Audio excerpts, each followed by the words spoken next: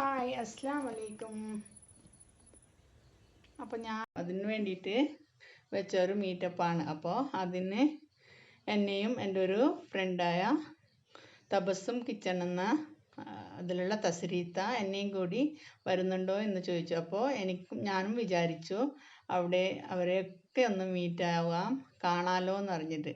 അപ്പോൾ അങ്ങനെ ഞങ്ങൾ ഇവിടെ നിന്ന് കാസർഗോഡേക്ക് KSRTC ബസ്സിലൂടെ പോയിക്കൊണ്ടിരിക്കുകയാണ്. ഇപ്പോൾ കൊറോണയൊക്കെ അല്ലേ, അതുകൊണ്ട് കൂടുതൽ ആൾക്കാരൊന്നും കൂടാൻ പാടില്ല എന്ന് പറഞ്ഞപ്പോൾ അതുകൊണ്ടാണ് ഞങ്ങൾ ബസ്സിൽ പോയത്. ഇല്ലെങ്കിൽ ഫാമിലിയായി പോകാമെന്ന് വിചാരിച്ചിട്ടുണ്ടായിരുന്നു. ഇപ്പം ഞങ്ങൾ കാസർഗോഡ് ബസ് സ്റ്റാൻഡിൽ എത്തിയിട്ടുണ്ട്. ഇനി ഇവിടെ നിന്ന് ഒരു വാക്കിംഗ് ഡിസ്റ്റൻസേ ഉള്ളൂ. എന്നാലും എനിക്ക് കാസർഗോഡ് ഈ ഹോഞ്ചോ കഫേ എന്ന് പറഞ്ഞൊരു കഫേയിലാണ് മീറ്റപ്പ് വെച്ചിട്ടുള്ളത്. അപ്പോൾ അത് എവിടെയാണെന്ന് ശരിക്കും പിടിയില്ല. നമ്മുടെ മലബാർ ഗോൾഡൻ ഡയമണ്ട് ഉണ്ടല്ലോ, അതിൻ്റെ എതിർവശത്ത് ആയിട്ടാണ് ഈ ഹോഞ്ചോ കഫേ ഉള്ളത്. അപ്പോൾ അതുകൊണ്ട് ഞങ്ങൾ അവിടെ നിന്ന് ഒരു ഓട്ടോ പിടിച്ചാണ് പോയിക്കൊണ്ടിരിക്കുന്നത്. അവിടെ ZROXലെ ജമീലും പാത്തുവും പിന്നെ നമ്മുടെ സിംഗറായ കണ്ണൂർ സീനത്തൊക്കെ വരുന്നുണ്ട്. അപ്പോൾ അവരെയൊക്കെ കാണാമെന്നുള്ളൊരു എക്സൈറ്റ്മെൻറ്റിൽ കൂടിയാണ് പോകുന്നുള്ളത്. അപ്പോൾ ഇതാ ഇപ്പോൾ ഞങ്ങൾ ഹോഞ്ചോ കഫേ എത്താറായിട്ടുണ്ട്.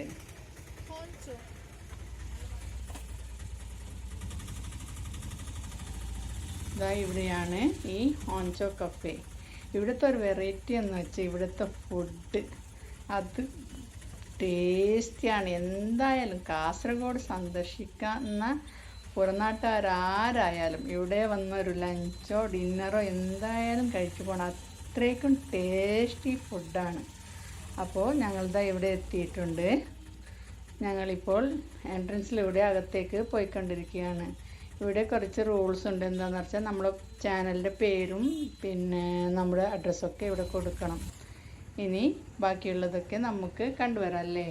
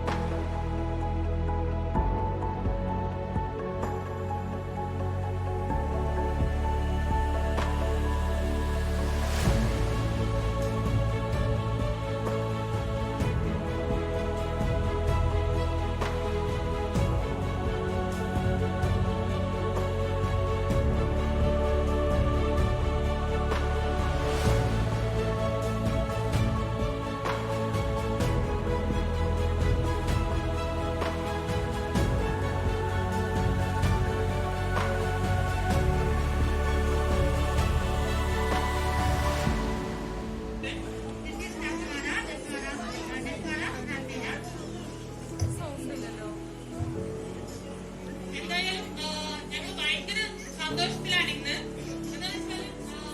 ഇവിടെ ഒരുപാട് പേര് ഞങ്ങൾ വിചാരിച്ചതിലും കൂടുതൽ ക്രൗഡ് ഉണ്ടായിട്ട് വിചാരിച്ചതിനേക്കാളും കൂടുതൽ പേരാണ് ഇന്നത്തെ ഈ പ്രോഗ്രാമിന് വേണ്ടിയിട്ട് രജിസ്റ്റർ ചെയ്തിട്ടുണ്ടായിരുന്നത്. ശരിക്കും പറഞ്ഞാൽ രജിസ്ട്രേഷൻ കണ്ടത്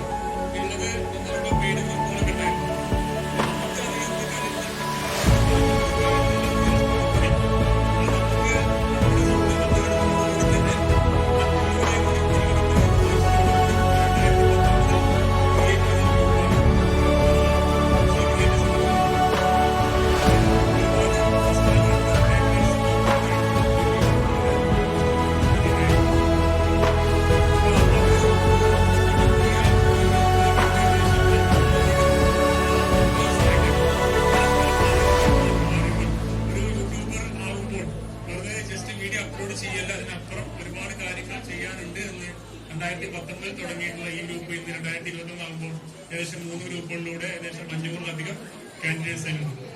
അപ്പൊ ഇത്രയും പറയാനുള്ളൂ. നമ്മുടെ ഓരോ അറിവുകളും നമുക്ക് ചിലപ്പോൾ നിസ്സാരമായിട്ട് തോന്നുന്ന ചില കാര്യങ്ങൾ മറ്റുള്ളവർക്ക് അത് വലിയ കാര്യങ്ങൾ തന്നെയായിരിക്കും. അതിന് നമ്മളൊരു മെഴുകുതിരി മറ്റൊരു മെഴുകുതിരിക്ക് കത്തിക്കുന്നത് പോലെ അതിലൊരു മെഴുകുതിരിക്ക് ഒരു സംഭവം ഒന്നും സംഭവിക്കുന്നില്ല. അതുപോലെ തന്നെയാണ് ഓരോ അറിവുകളും നമ്മൾ പരസ്പരം പങ്കുവയ്ക്കാം. ഏറ്റവും വരുന്ന ഓരോരുത്തരോടും പറയാറ് അത് നിങ്ങൾക്ക് കൂടുതൽ സബ്സ്ക്രൈബേഴ്സോ അല്ലെങ്കിൽ വ്യൂസോ ഒന്നും ലഭിക്കില്ല, ജസ്റ്റ് നിങ്ങൾക്ക് ഇൻഫർമേഷൻ മാത്രം കിട്ടും എന്ന് പറയുന്ന ഗ്രൂപ്പാണ്.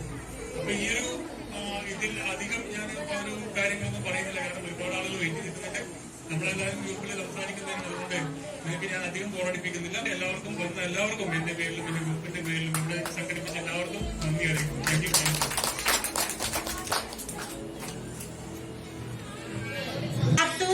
രമേലിക്കാനെയും സംസാരിക്കാനായിട്ട് ക്ഷണിക്കണം. അപ്പൊ അതിന് മുമ്പ് അവരെ കുറിച്ചിട്ട് കുറച്ച് കാര്യങ്ങൾ പറയാം.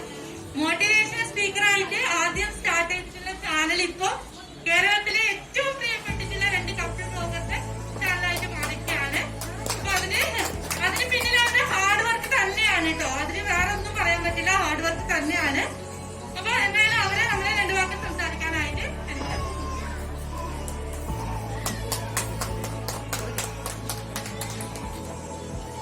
ിന്റെ മുകളിലെന്ന് പറഞ്ഞാൽ എല്ലാരും ഇങ്ങനെ ഒരു മന്ദിപ്പിൽ ഇങ്ങനെ ഇരിക്കുകയാണ്. എന്താണ് അതിന് കാരണം എന്നറിയില്ല. ഒന്ന് ഉഷാറിൽ എന്തെങ്കിലും ഒരു ചിയറപ്പ് കേൾക്കാൻ പറ്റുമോ? പ്രത്യേകിച്ച് ഈ ക്യാമറ ഇങ്ങനെ പിടിക്കുമ്പോൾ ആർക്കും ഒന്നും പറയാൻ പറ്റില്ല അറിയാം. എന്നാലും നമുക്ക് കുറച്ച് ഒരു ഉഷാറ്, എന്നാലും എനിക്ക് സംസാരിക്കാൻ ഒരു ഉഷാർ കിട്ടും. പോരാ, കുറച്ചും കൂടെ കിട്ടിയാൽ ഒന്നും കൂടെ ഉഷാറ്. ഇപ്പൊ ഏകദേശം കാര്യം സെറ്റായി. അപ്പൊ നമ്മളെ റംഷാദ് പറഞ്ഞ പോലെ ഏകദേശം 2016 ഞാനും യൂട്യൂബിലേക്ക് വരുന്നത്. അപ്പോ 2017 തൊട്ട് എനിക്ക് മൂപ്പരെ അറിയാം. മൂപ്പരെ പിന്നില് ഒരു പെൺ പട. ഇത്ര ഞാൻ പ്രതീക്ഷിച്ചിട്ടില്ല. മൂപ്പര എന്നെ വിളിച്ചിട്ട് പറഞ്ഞേ, ബ്രോ ഒരു പരിപാടി ഉണ്ട് വരുമെന്ന്. ഞാൻ റംഷാദ് വിളിച്ചല്ലേ, പോവാ, എന്തോ ചെറിയ യൂട്യൂബ് കമ്മ്യൂണിറ്റി എന്ന് വിചാരിച്ചു. പക്ഷെ ഇവിടെ വന്ന് നോക്കുമ്പോ ഒരു സ്ട്രോങ് പട. അപ്പൊ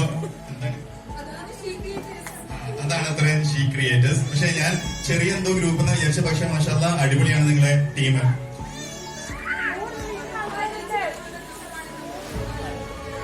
എന്നെ പറയാൻ വിടോ?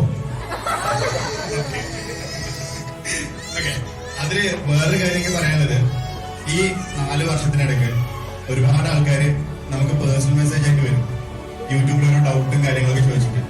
അപ്പൊ ഏതൊരു മനുഷ്യന്റെയും മുഖം അല്ലെങ്കിൽ പിന്നെ നമ്മുടെ മൂഡ് എപ്പോഴും ഒരുപോലെ ആവുന്നില്ല. ചിലപ്പോ നല്ല മൂഡിലാണെങ്കിൽ മെസ്സേജ് വേണം, നമ്മൾ പെട്ടെന്ന് റിപ്ലൈ ചെയ്യും, അറിയുന്ന കാര്യമാണെങ്കിൽ പറഞ്ഞു കൊടുക്കും. പക്ഷെ അതിനുവേണ്ടി മാത്രമായിട്ട് ഒരു ഗ്രൂപ്പ് തുടങ്ങാം, എന്നിട്ട് അതിൽ കുറെ ആൾക്കാരെ ആഡ് ചെയ്യാം, എന്നിട്ട് ഏത് സമയത്ത് നിങ്ങൾ എന്ത് ഡൗട്ട് ചോദിച്ചാലും ക്ലിയർ ചെയ്യാൻ വേണ്ടി ഒരു മനസ്സെടുക്കുക, എന്നിട്ട് അതിനെ റെഡി ആക്കിയിരിക്കാം. അതൊന്നും എന്നെ കൊണ്ട് പറ്റാത്ത പരിപാടിയാണ്. പക്ഷെ റംഷാദ് ഭായി നിങ്ങൾ മാസാട്ടാ പൊളി. ഓക്കെ, അതേപോലെ തന്നെ നിങ്ങൾ ഈ ഒരു ഗ്രൂപ്പ് എന്താണ് അവനെന്റെ പ്രസംഗം കേട്ടിട്ട് എടുക്കാറേന്ന് തോന്നുന്നു. ഓക്കെ, അപ്പൊ നിങ്ങളുടെ ഈ ഒരു ഗ്രൂപ്പ് ഇനിയും ഒരുപാട് ശക്തിയായിട്ട് മുന്നോട്ട് പോകേണ്ടിയിരുന്നു. ഇതേപോലെ തന്നെ നമ്മൾ റംഷാദ് ഭായി ചെയ്യുന്ന പോലെ തന്നെ നിങ്ങളെ മുമ്പിലും നാളെ വളർന്നു വരുന്ന ഒരുപാട് യൂട്യൂബേഴ്സ് ഉണ്ടാവും.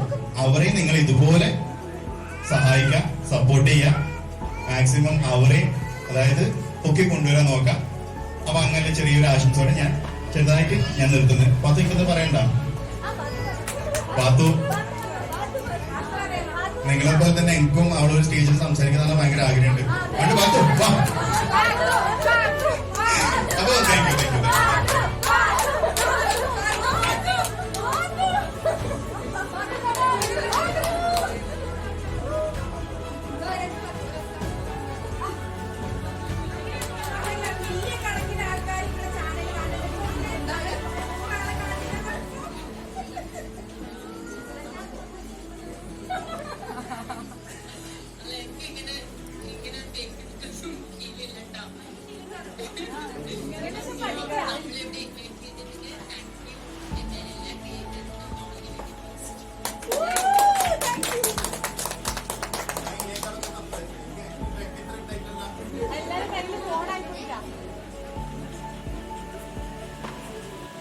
കുട്ടിയുടെ പേരിലാണ് ഈ കുലൂസ് ചാനൽ തുടങ്ങിയത്. അവളിങ്ങനെ പാടൊക്കെ ചെയ്യുന്നുണ്ടായിരുന്നു. അത് കഴിഞ്ഞതിന് ശേഷം അന്ന് സൂം ഉദ്ഘാടനം ചെയ്ത് ഞാൻ ഇരിക്കുമ്പോഴേ ഈ മകളെ എന്നോട് ചോദിക്കാണ്, ഒരു അമ്മ ഒരു പിന്നെന്തെങ്കിലും പറഞ്ഞൂടെ കുലൂസ് ചാനലിൽ. അപ്പൊ ഞാൻ ചോദിക്കണേ കുലൂസ് ചാനൽ പറഞ്ഞ എന്താണ്?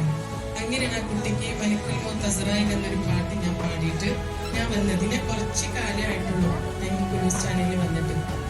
അത് പെരുന്നാൾ ഹജ്ജ് പെരുന്നാളിന്റെ അന്നാണ് ശരിക്കും ഞാനത് ഇതായത്.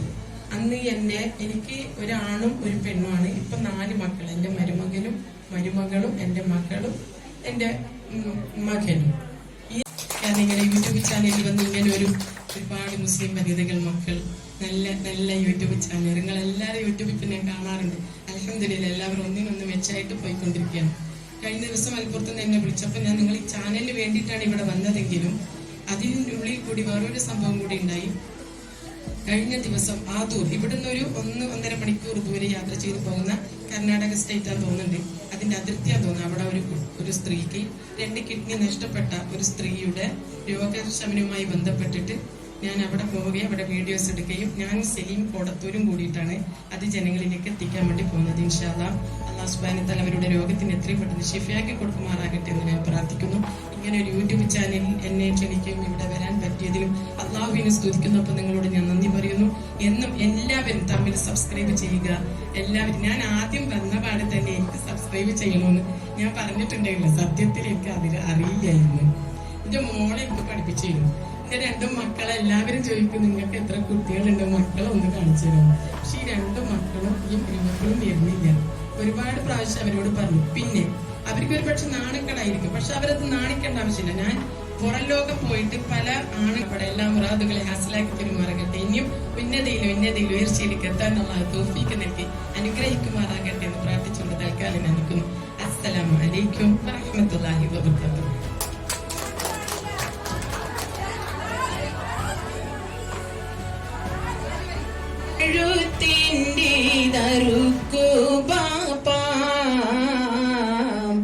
ഉടയോൻ തുണയില്ലേ നമുക്ക് ബാപ്പാ, ഉടനെ കഴുത്തിൻ്റെ തറുക്കു ബാപ്പാ, ഉടയോൻ തുണയില്ലേ നമുക്ക് ബാപ്പാ.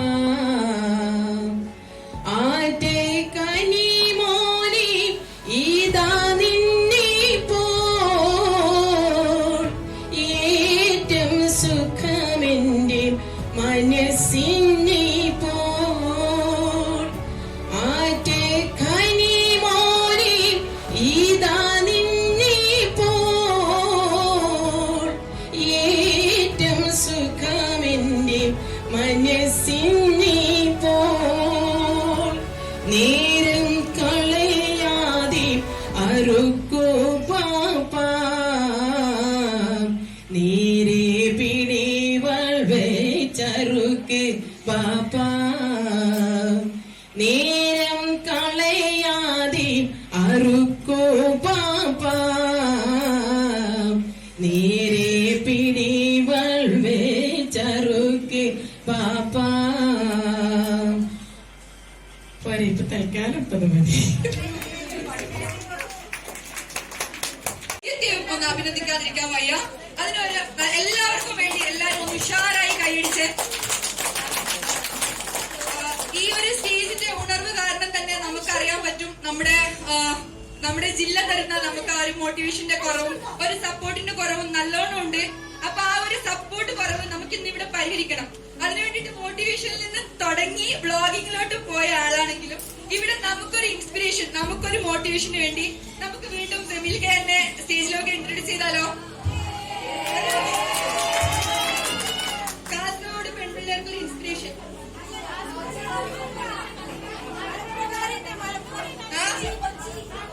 മലപ്പുറം മൊത്തം യൂട്യൂബേഴ്സിലെ ലേഡീസ് യൂട്യൂബേഴ്സിനുള്ള ഇൻസ്പിറേഷന് വേണ്ടിയിട്ട് നമ്മുടെ മോട്ടിവേഷനിൽ തിളങ്ങി നിന്നിരുന്ന മോട്ടിവേഷന്റെ രാജാവായ ജമീൽക്ക് പണ്ടങ്ങനെയായിരുന്നു. ഇപ്പൊ നിങ്ങൾ ബ്ലോഗിലോട്ട് മാറി.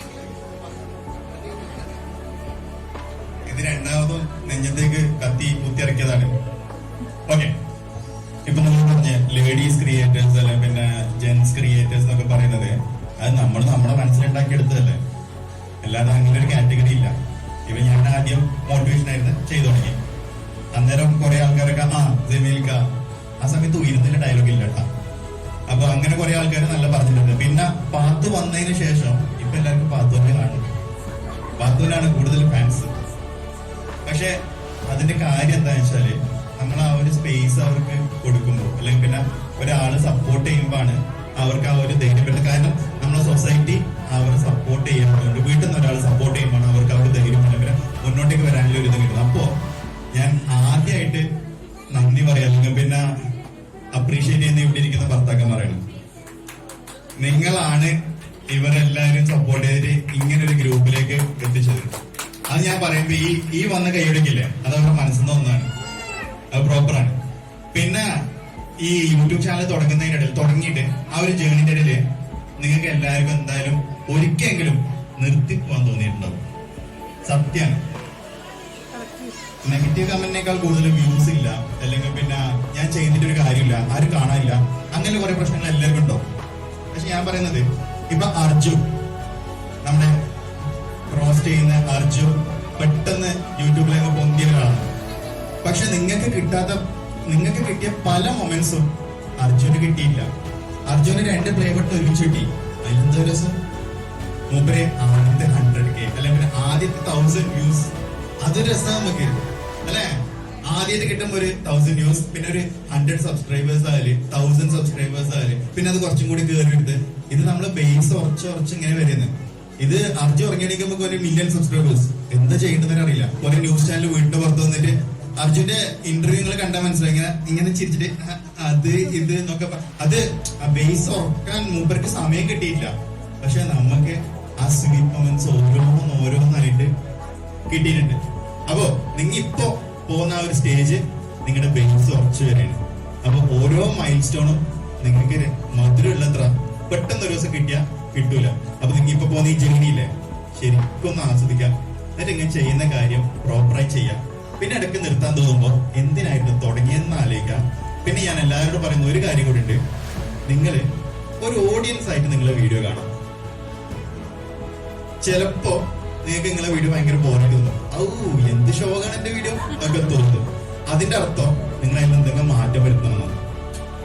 അതായത് നിങ്ങളൊരു ഓഡിയൻസ് ആയിട്ട് നിങ്ങൾ ആ ചാനൽ സബ്സ്ക്രൈബ് ചെയ്യുമോ നോക്കണം. പിന്നെ നേരത്തെ സീനത്ത് പറഞ്ഞ് ഇപ്പൊ അടുത്താണ് മൂപ്പര് ചാനൽ സബ്സ്ക്രൈബ് ചെയ്യാൻ പറഞ്ഞെന്ന് പറഞ്ഞു. ഞാൻ ഇതുവരെ പറഞ്ഞില്ല, സത്യാണ്. എല്ലാരോടും അതായത് നമ്മളെ വീഡിയോയിൽ പറയേണ്ട കാര്യമില്ല. കാര്യം എന്ന് വെച്ചാല് നമ്മളെ കണ്ടന്റ് നല്ലതാണെങ്കിൽ അവർ ചെയ്യും. സബ്സ്ക്രൈബ് ചെയ്യാൻ പറയുന്ന കുറെ ആൾക്കാരില്ല, അപ്പൊ പിന്നെ നമ്മൾ കയറി പറയേണ്ട ആവശ്യമില്ല. അപ്പൊ നിങ്ങളെ വീഡിയോയില് ഒരാളിത് കണ്ട എന്താണ് അവർക്ക് കിട്ടുക? പിന്നെ നിങ്ങൾക്കൊരു ഫാൻ ബേസ് ആയതിനു ശേഷം നിങ്ങൾക്ക് നിങ്ങളെ ലൈഫ് സ്റ്റൈൽ കാണിക്കാം, കുഴപ്പമില്ല. അപ്പൊ ആൾക്കാർ കാണാണ്ടോ, കാരണം നിങ്ങൾ ഇഷ്ടപ്പെടുന്ന കുറെ ആൾക്കാരുണ്ടാവും. പക്ഷെ വൺസ് അത് ബിൽഡ് ചെയ്യുന്ന ആ സമയത്ത് നിങ്ങൾ വീഡിയോ കണ്ട് നോക്കണം എന്താണ് ഇതിലുള്ളത്. അല്ലെങ്കിൽ പിന്നെ ഒരു ഓഡിയൻസ് ആയിട്ട് നോക്കുമ്പോൾ ആ സമയത്ത് ഞാൻ ചെയ്ത് ഭയങ്കര ബോറായിട്ടാണ്, അല്ല പിന്നെ അത് നൈസാണ്. പിന്നെ നിങ്ങൾ ചില വീഡിയോസിന് ആൾക്കാർ താല്പര്യം കാണിക്കും. അപ്പൊ അങ്ങനെയല്ല കണ്ടന്റ് ഒന്നുകൂടി വ്യത്യാസ രീതിയിൽ ചെയ്തു നോക്കാം. ഇതൊരു ജേണിയാണ്. നിങ്ങൾ എന്തൊക്കെയോ പഠിക്കും. ഇപ്പൊ നിങ്ങളിപ്പോ പറഞ്ഞ പോലെ ഈ ഗ്രൂപ്പ് നിങ്ങൾ കുറെ കാര്യങ്ങൾ പഠിച്ചിട്ടുണ്ടാവും. ബട്ട് സ്റ്റിൽ നിങ്ങൾ ചെയ്ത് പഠിക്കുന്ന ഒരു പ്രാക്ടിക്കൽ സ്റ്റഡിയില്ലേ, അതൊന്നും വേറെ തന്നെയാണ്. അപ്പൊ ലേഡി ക്രിയേറ്റർ അല്ലെങ്കിൽ പിന്നെ ജെൻസ് ക്രിയേറ്റർ അങ്ങനെ പറഞ്ഞിട്ടൊന്നുമില്ല. എല്ലാവരും ക്രിയേറ്റേഴ്സ് ആണ്. ആര് വ്യത്യാസമായിട്ട് ചെയ്യുന്ന അവർക്ക് കയറി പോകും, അത്രേ ഉള്ളൂ. അപ്പൊ എല്ലാരും അടിച്ചു പൊളിക്കാം, നൈസാക്കാം. എന്താണ്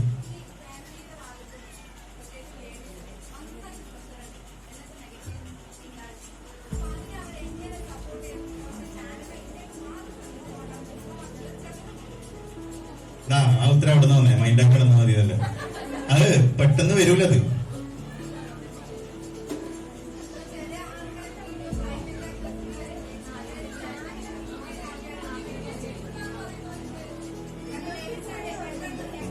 ഇപ്പൊ എനിക്ക് പാത്തുവിനെ മാക്സിമം സപ്പോർട്ട് ചെയ്യാം. പാത്തു നീ മൈൻഡ് ചെയ്യണ്ട, അല്ലെ പിന്നെ ആൾക്കാർ എങ്ങനെ പറയും, നീ കാര്യമാക്കണ്ട എന്നൊക്കെ എനിക്ക് പറയാം. പക്ഷെ ആ തീരുമാനം എടുക്കേണ്ടതാരാ? പാത്തുവാണ്. അതായത് ഇൻഡയറക്ട്ലി നിങ്ങളാണ് ആ ഒരു ചിന്ത മനസ്സിലുണ്ടാക്കി എടുക്കേണ്ടത്. ആൾക്കാർ പറയുന്നത് പറയും. നിങ്ങൾ മോശമായിട്ട് നിങ്ങൾ ചെയ്യുന്നുണ്ടോ? നിങ്ങളെ ചാനൽ നിങ്ങൾ വേണ്ടതൊന്നും കാണിക്കുന്നുണ്ടോ? മോശമായിട്ട് നിങ്ങൾ ചെയ്യുന്നുണ്ടോ? നിങ്ങൾ നിങ്ങളെ ക്രിയേറ്റിവിറ്റി മാക്സിമം യൂസ് ചെയ്ത് നല്ല വീഡിയോകൾ ചെയ്യുന്നത്. പിന്നെ എന്തിനാ ആരും പഠിക്കുന്നത്? നിങ്ങൾ ചെയ്യുന്ന നല്ല കാര്യമല്ലേ? നോർമലാണ്. അപ്പൊ ഞാൻ മാക്സിമം ഇപ്പൊ ഈ നമ്മളെ ഹസ്ബൻഡ്സ് നമ്മൾ പറഞ്ഞല്ലോ, അവർക്ക് മാക്സിമം നിങ്ങൾ സപ്പോർട്ട് ചെയ്യാന്നുള്ളൂ. പക്ഷെ തീരുമാനം എടുക്കേണ്ടതും മനസ്സിന്റെ ചിന്താതി മാറേണ്ടതും നിങ്ങളാണ്, നിങ്ങളുടെ കയ്യിലാണ്. പ്രത്യേകിച്ച് ഇവിടെ ഇരിക്കുന്ന എല്ലാവരും നിങ്ങൾ സ്വന്തമായിട്ട് ചാനൽ മെയിൻറ്റെയിൻ ചെയ്യുന്ന സമയത്ത് നിങ്ങളാണ് തീരുമാനം എടുക്കേണ്ടതും, നിങ്ങളാണ് പഠിക്കേണ്ടതും, നിങ്ങളാണ് മാക്സിമം ചെയ്യേണ്ടത്. ഭർത്താവിന് ഒരു പരിധിവരെ നിങ്ങൾക്ക് കാത്തിക്കാൻ പറ്റും. എന്റെ വീഡിയോ എഡിറ്റ് ചെയ്തരോ, നിങ്ങൾക്ക് വീഡിയോ എടുത്തരോ. പിന്നെ ആ നാട്ടുകാരെ ചിന്താതി മൊത്തം മാറ്റാം. അതല്ലെങ്കിൽ പിന്നെ നിങ്ങൾ ഒരാളെ ചിന്താതി മാറ്റാം. ഏതാന്നല്ലേ? ഒരാളെന്ന് മാറ്റണ്ടല്ലേ, അത് മാറ്റിയാൽ മതി. അപ്പോ ലിവിങ് എക്സാമ്പിൾ ആണ് ഞാൻ നിങ്ങളെ മുമ്പിൽ വെച്ചിട്ടില്ലേ പാത്തു. അവർക്ക് തുടക്കത്തിൽ ഒരുപാട് പേര് അങ്ങനെ എന്തൊക്കെയോ പറഞ്ഞിട്ടുണ്ടായിരുന്നു. പിന്നെ ഞാൻ കുറെ പറയും, പക്ഷെ ഒരു സ്റ്റേജിലെത്തിയപ്പോൾ അത് മനസ്സിലായി, അതിലൊന്നും വലിയ കാര്യമില്ല. ആൾക്കാർ പറയുന്ന ആൾ പറയട്ടെ. നമ്മളെന്താ ചെയ്യുന്നത്? നമ്മൾ എൻജോയ് ചെയ്യുന്നുണ്ടോ? നമ്മൾ നല്ലതാണ് ചെയ്യുന്നത്, ചെയ്തു പോകും. ഇത്രേ ഉള്ളൂ. അപ്പോൾ എല്ലാവർക്കും ഓൾ ദ ബെസ്റ്റ്. ഇനിയും എല്ലാവരെ സബ്സ്ക്രൈബേഴ്സും മില്യൺസ് ട്രില്യൺസ് കണക്കിന് കയറി പോട്ടെ. അപ്പൊ താങ്ക് യു. ഇനി എന്നെ വിളിക്കൂല. Thank you. നമ്മുടെ ഈ ഒരു പ്രോഗ്രാം ഇത്രത്തോളം ഈ ഒരു രീതിയിൽ വിജയമാക്കി തീർക്കാൻ നമുക്ക് പിന്നിൽ പ്രവർത്തിച്ച ഒരുപാട് പേരുണ്ട്. അതേപോലെ നമ്മുടെ ഗസ്റ്റിന് എപ്പോഴും നമ്മുടെ ഷീക്കി എന്നുള്ള ഈ ഒരു ദിവസത്തിന്റെ ഓർമ്മയ്ക്ക് വേണ്ടി ഒരു ഗസ്റ്റ് ആയിട്ടല്ല, നിങ്ങളിൽ ഒരാളാണ്. നമ്മുടെ ലേഡി മമ്മൂട്ടി എന്നാണ് നമ്മുടെ ഗ്രൂപ്പിലൊക്കെ വിളിക്കുന്നത്. ലേഡി മമ്മൂട്ടി ഷാജിച്ചാണ് നിങ്ങളുടെ സ്റ്റേജില് സന്തൂർ മമ്മി, നമ്മുടെയൊക്കെ സന്തൂർ മമ്മി, നമ്മുടെ പുറത്ത് നമ്മുടെ ലേഡി മമ്മൂട്ടി. നമുക്കൊന്ന് സ്റ്റേജിലേക്ക് വിളിച്ചാലോ? എല്ലാവരും ഒന്ന് കൈയടിക്കേ.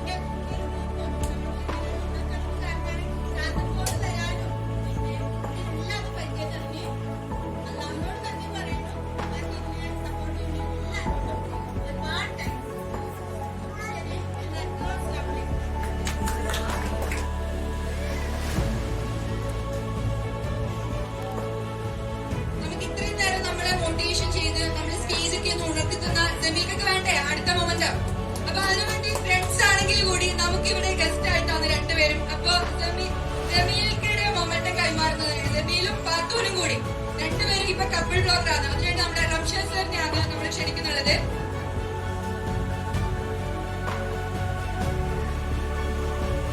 എല്ലാരും ഒന്ന് ഉണർന്ന് ക്ലാപ്പ് കൊടുക്കേ. ചായ കുടിച്ചില്ലേ രാവിലെ ആരും?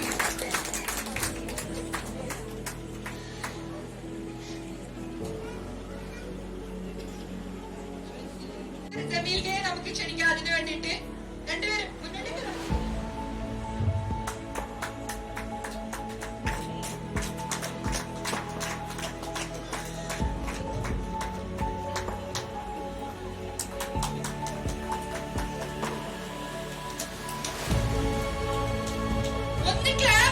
ഉഷാറായിട്ട് ഒന്നുകൂടി മൊബൈലിൽ കുറച്ച് നേരത്തേക്ക് താഴെ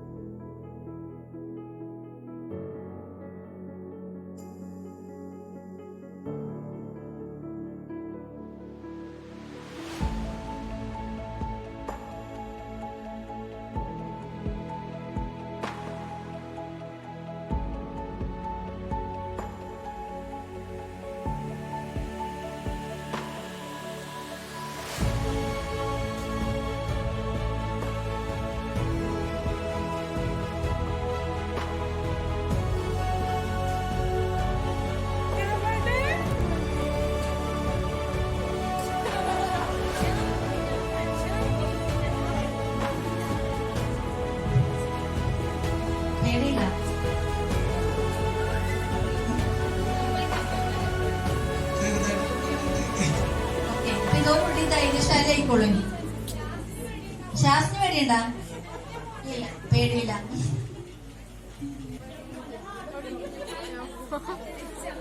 ശരിക്കും പേടിയില്ല.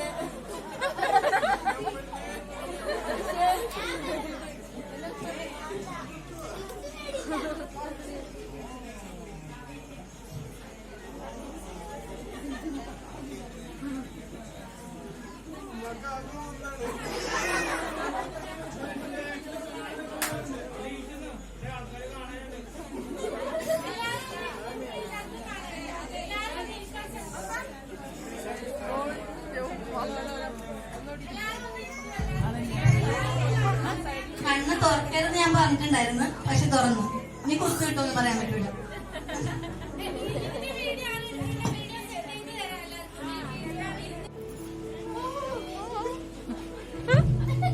കുത്തിട്ടുണ്ടാ? ചെറുതായിട്ട്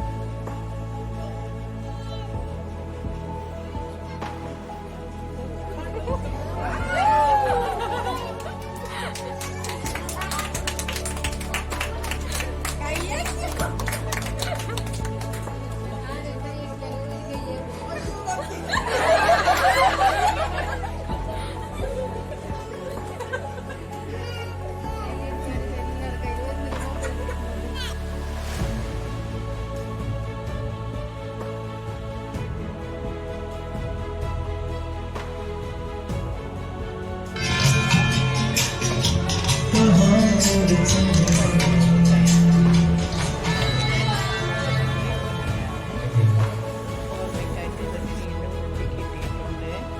നല്ലൊരു എക്സൈറ്റ്മെന്റ് ആയിരുന്നു. നല്ലൊരു അനുഭവം തന്നെയാണ്. എത്രയോ നമ്മളെക്കാളും വലിയ കുറച്ച് യൂട്യൂബേഴ്സിനെയൊക്കെ പരിചയപ്പെട്ടു, സംസാരിച്ചു. അവരുടെ കുറേ കാര്യങ്ങളൊക്കെ അറിയാനും ഒക്കെ കഴിഞ്ഞു. അപ്പോൾ എൻ്റെ ഈ വീഡിയോ നിങ്ങൾക്ക് ഇഷ്ടപ്പെട്ടാൽ ലൈക്ക് ചെയ്യാനും ഷെയർ ചെയ്യാനും മറക്കരുത്. തീർച്ചയായും ഒന്നും കൂടി ഞാൻ ഓർക്കുകയാണ്, കാസർഗോഡ് വന്നാൽ നിങ്ങൾ ഈ ഓഞ്ചോ കഫേയിൽ വന്ന് എന്തായാലും നിങ്ങൾ ഫുഡ് കഴിക്കണം. അത്ര ടേസ്റ്റിയാണ് ഈ ഫുഡ്. കാസർഗോഡ് പുതിയ ബസ് സ്റ്റാൻഡിൽ കുറച്ച് മുമ്പായിട്ട് മലബാർ ഗോൾഡൻ ഡയമണ്ട് ഉണ്ട്. അപ്പോൾ അതിൻ്റെ ഫ്രണ്ടിലായിട്ടാണ് ഈ ഓഞ്ചോ കഫേ ഇരിക്കുന്നത്. അപ്പോൾ എൻ്റെ വീഡിയോ നിങ്ങൾ ഇഷ്ടപ്പെട്ടെങ്കിൽ ലൈക്ക് ചെയ്യാനും ഷെയർ ചെയ്യാനും കമൻറ്റ് ചെയ്യാനും മറക്കരുത്. വീഡിയോ ആദ്യമായിട്ടാണ് എൻ്റെ ചാനൽ നിങ്ങൾ കാണുന്നതെങ്കിൽ സബ്സ്ക്രൈബ് ചെയ്തേക്കണേ. നമുക്ക് ഇനിയും നല്ല നല്ല റെസിപ്പികളും ഇങ്ങനത്തെ കുറച്ച് വ്ലോഗൊക്കെ ആയി തിരിച്ചു വരാം. ബായ്, അസ്സലാമു അലൈക്കും.